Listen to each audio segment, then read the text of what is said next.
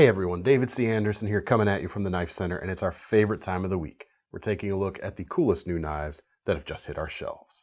Let's check them out.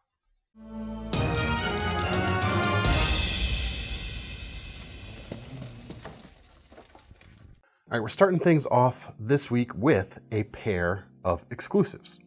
Now, never done that before. Well, except for the last time we did it. That's true. The time before that. And the time before that. The time before that. And the time before that. So here's where things get interesting with these two exclusives I'm about to show you right here. At the time we're filming these knives, we actually haven't dropped these exclusives yet.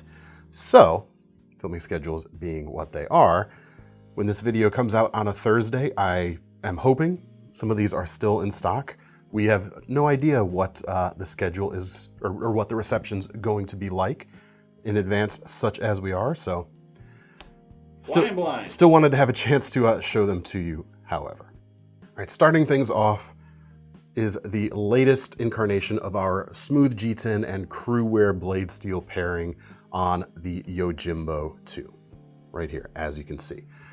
Really nice. We've got that smooth G10, and yet, because of the design of this handle, designed by Michael Janich, of course, for primarily tactical uses, it's designed to still have a lot of grip. So even though you don't have as much texture on the G10 here, you still aren't getting a slippery handle. Don't mistake that at all. It still locks in quite nicely.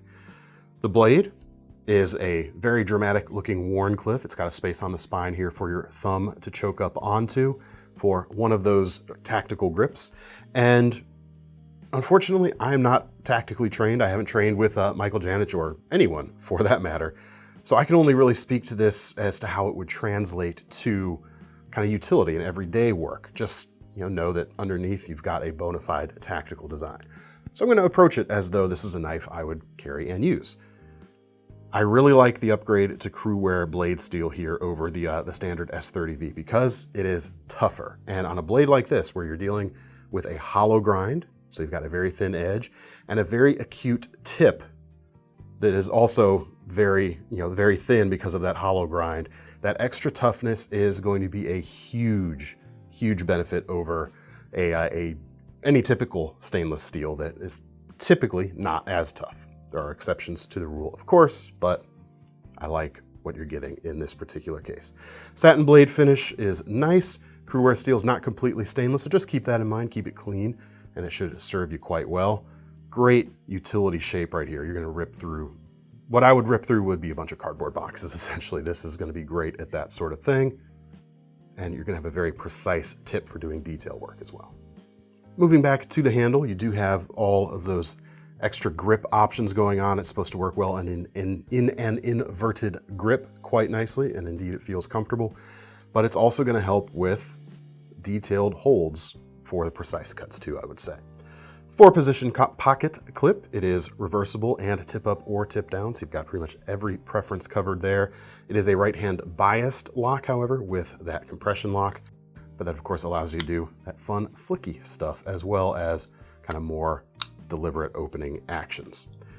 The nice thing you get from that smooth G10 is it's going to be kinder on your pockets as well. Knife people know that the more you've stuck a knife in and out of your pocket, especially if there is a little bit more texture on the handle, it kind of mess your jeans up over time.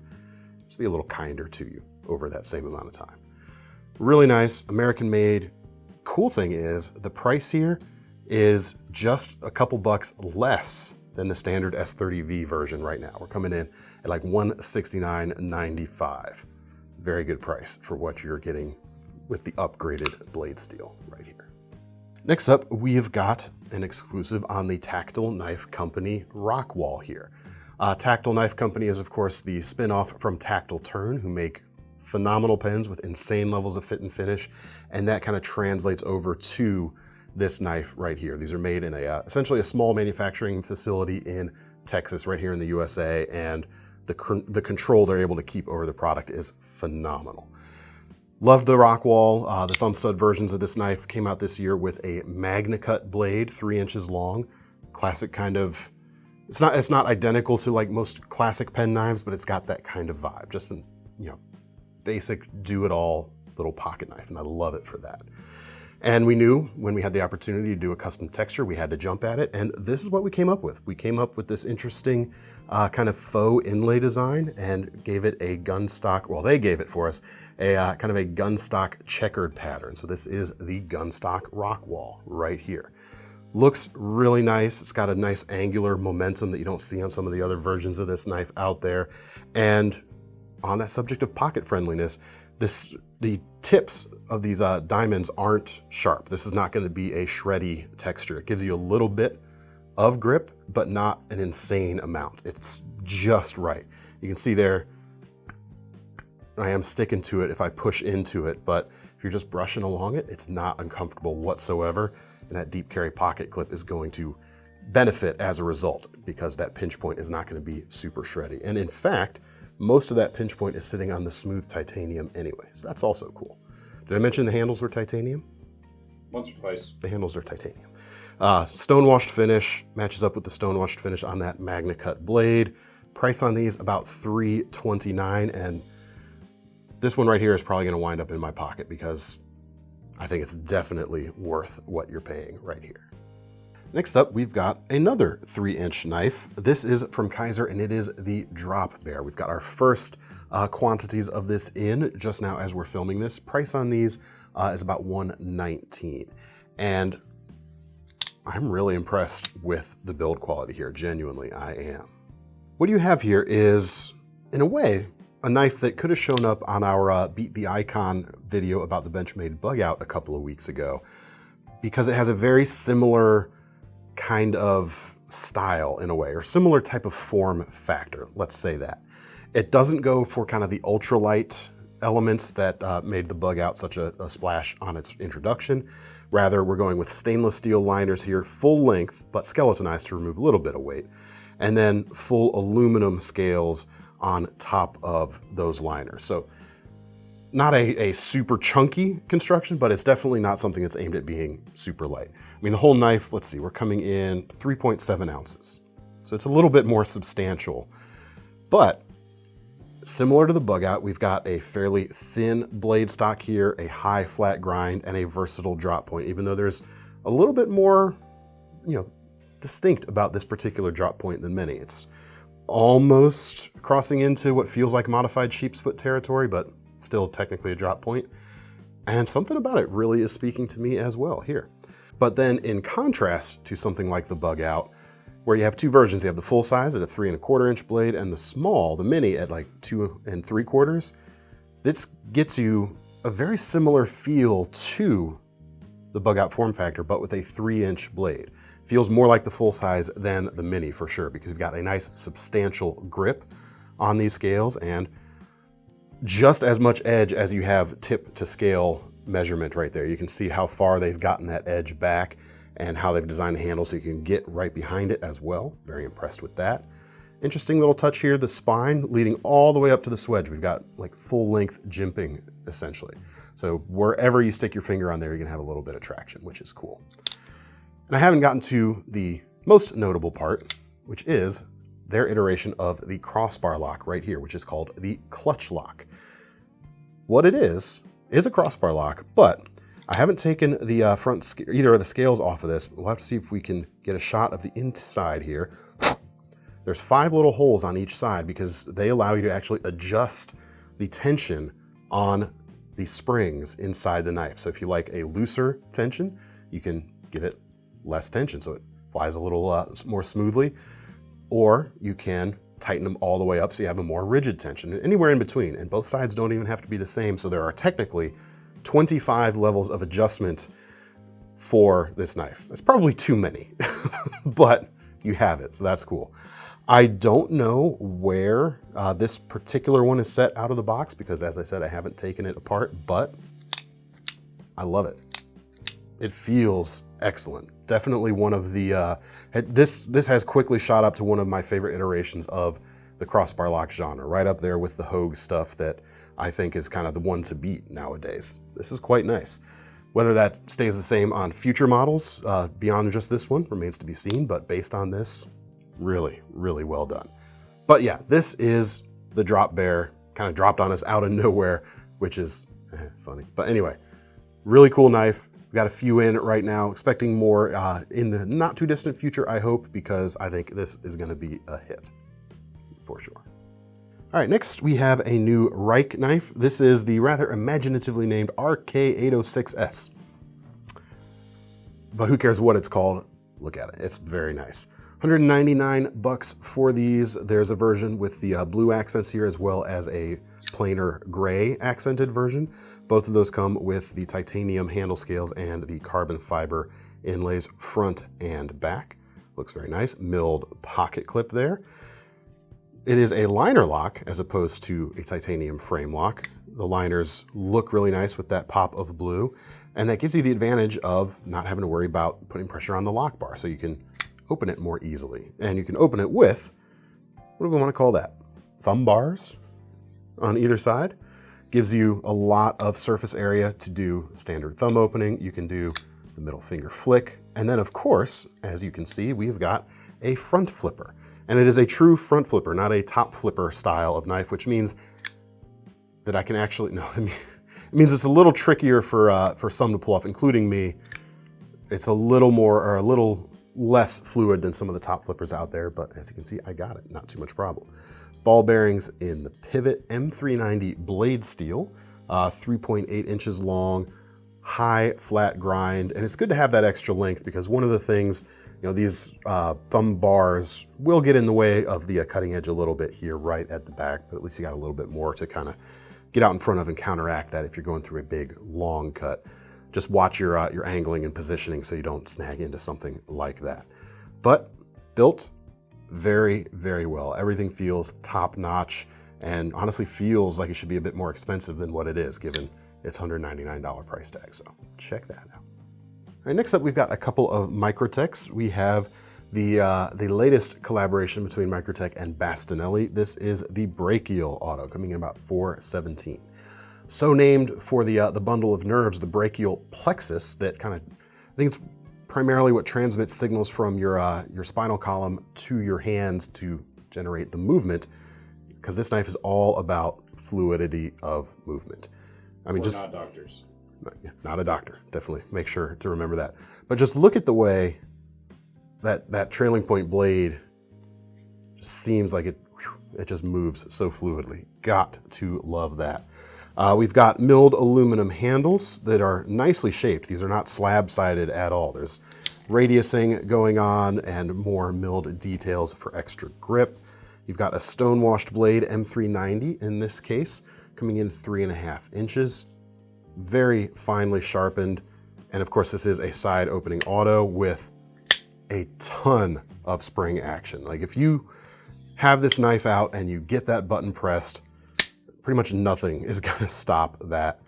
Something could technically stop that for legal caveats, but you know what I mean. It's just, it is moving.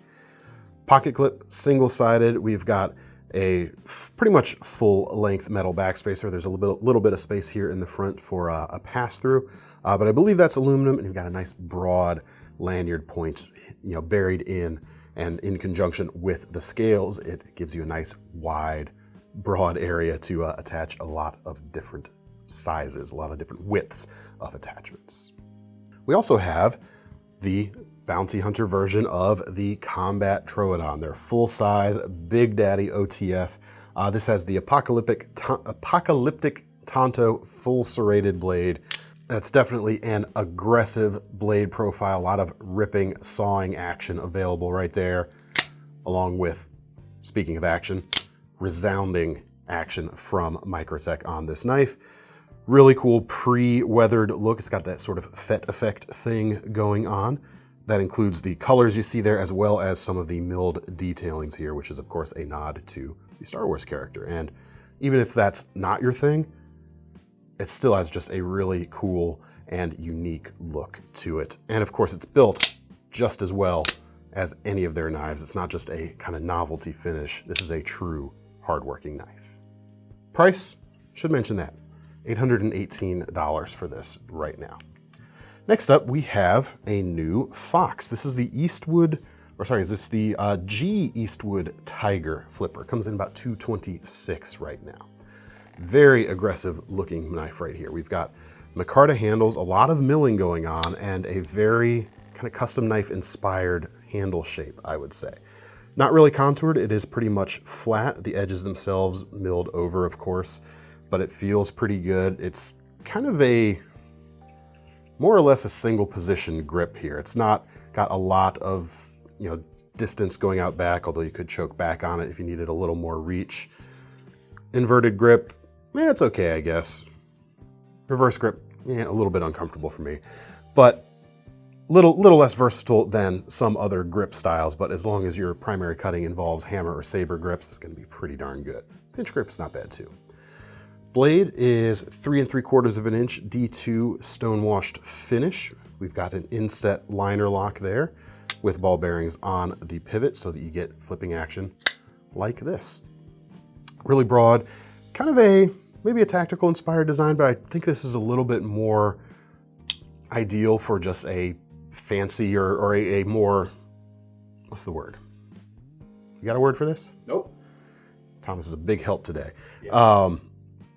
Dramatic, that's it, like a dramatically styled everyday carry type of knife. Definitely has the reach to get a lot of work done and a lot of belly there for some longer slices as well. So very cool little Italian made knife here. I shouldn't call it little though, because it's definitely not.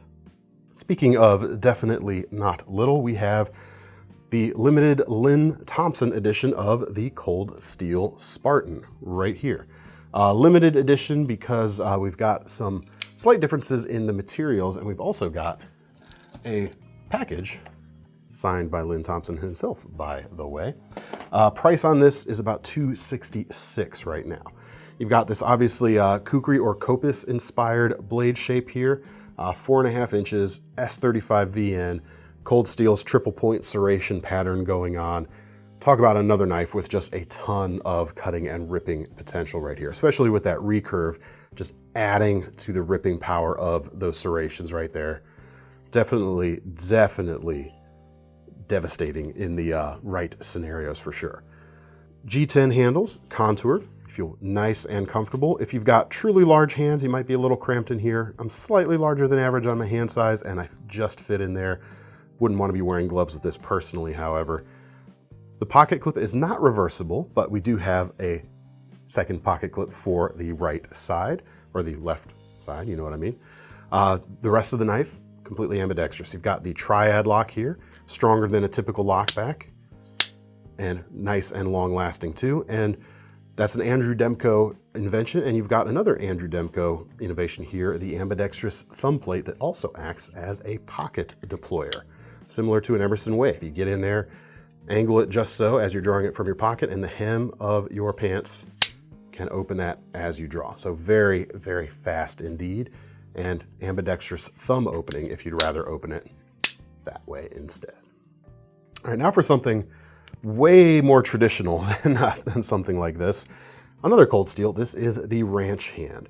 Kind of feels inspired by like old school Schrades, like the old timers, the Uncle Henrys, that sort of thing. You've got a similar style to it. You've got, for a $40 knife, some pretty good stuff here. SK5 carbon steel, blade length, I haven't measured it, so it's about that, hitting right at that 3-inch mark too, which is nice. Clip point, full flat grind. You've got imitation saw cut handles right here that add a little bit of texture, so you've got a little bit of grip. But then in a nod to the modern, you've actually got a liner lock here right in front of the pivot. So you get that classic pocket knife look with the convenience of a lock and the safety of a lock, more importantly, which is quite nice. As for carry, there's no pocket clip, but you do have in it, or with the package, a small belt sheath as well. So you can either carry it as a traditional pocket knife or slap it to your belt. You got horizontal or standard vertical carry, I should say, on this. Definitely has, you know what look I'm talking about, that good old school look right there with a very nice little knife. All right, next up we've got two new fixed blades from Dirty Bird Knives. We've got the drop point Chingaso and the sort of modified Tanto of the Fox Mod 3 fixed blade. Both of these coming in about $200 right now. Let's start with the Chingaso. It's the drop point shape, as you can see. You've got a CPM 154 full tang blade here, about 4 inches in length. We're dealing with a hollow grind on these, as well as the swedge. A few different finish options. This one has the two-tone finished. You've got satin, horizontally grained satin flats and stone washed and slightly darkened grinds, and a few different colors of micarta. This one has the black canvas, although it looks almost like a green, but neither here nor there. It's got a matte texture to it, so you've got a little bit of that micarta rag, if you know what I'm talking about. So you've got a really good and sure feeling grip, whether it's wet or dry, and of course wet will make it feel a little tackier too. I think this is kind of their best all-around pattern to date. The blade shape is going to work for everyday carry, tactical certainly, outdoor, make a decent hunting and camp knife too. The sheath for these knives is made of Kydex. Here it is right here, and it comes with a tech lock on the back, which means of course you can carry it vertically or swap it around, carry it horizontally as well. Now the Fox MODIII is maybe a little more tactical in EDC, a little bit less outdoor, but this modified tanto shape is not too far off from a bellied drop point, however, so you can still kind of use it for a lot of different things. 3.5 inches on the blade here, tiny bit shorter. We've got flat grinds, I believe. Yes, indeed. So different choice in grind there, and this one shows the dual satin finished option and the natural micarta handles there. Handles are a little bit more neutral without the larger index finger groove from the Chingaso. As such, has a little bit more versatility in grip, so that could be quite nice as well. But they feel really good. I think these are a little bit better slicers than some of Dirty Bird's first knives, which were a little bit more on the thicker side, both in the, I believe the blade stock and the actual edge geometry itself. So that's a cool improvement to see on these blades right here. All right, next we've got a knife that could be used for daily utility stuff, but is quite obviously more directly intended as a tactical device. This is the Stroup Knives Custom Bravo 5. We've got a few different versions of this with different handles and such. We've got a larger size as well, with more of like a 5-inch blade, I believe. This one, on the other hand, is about 3 3/4. 1095 carbon steel, blackened a little bit with a black tumbled finish to give it a little bit, talking a little bit of corrosion resistance right there, and just a nice look overall. We've got a faux hammered look on the flats as well as the spine, which is kind of cool. It gives you something kind of like jimping, not in terms of how grabby it is, but in terms of a little bit of texture, which is cool. G10 handles, milled in black, as you can see here. And again, this one's slightly small for my slightly larger than average hands. I can just fit in there. It wouldn't be too bad, but it's right on the edge for me. Feels great in an inverted grip, and indeed the back of the handle here has a real nice spot to rest your thumb for that type of grip. Like that rather much. Edge is almost completely straight. You got a hint of belly out here near the tip. It's going to increase its utility for some, and overall just feels super, super stout, I gotta say. We also have from them another pattern, which I don't have here on the table, but we have a more general purpose drop point style blade from them as well. So we'll make sure to just leave a link to the brand down below.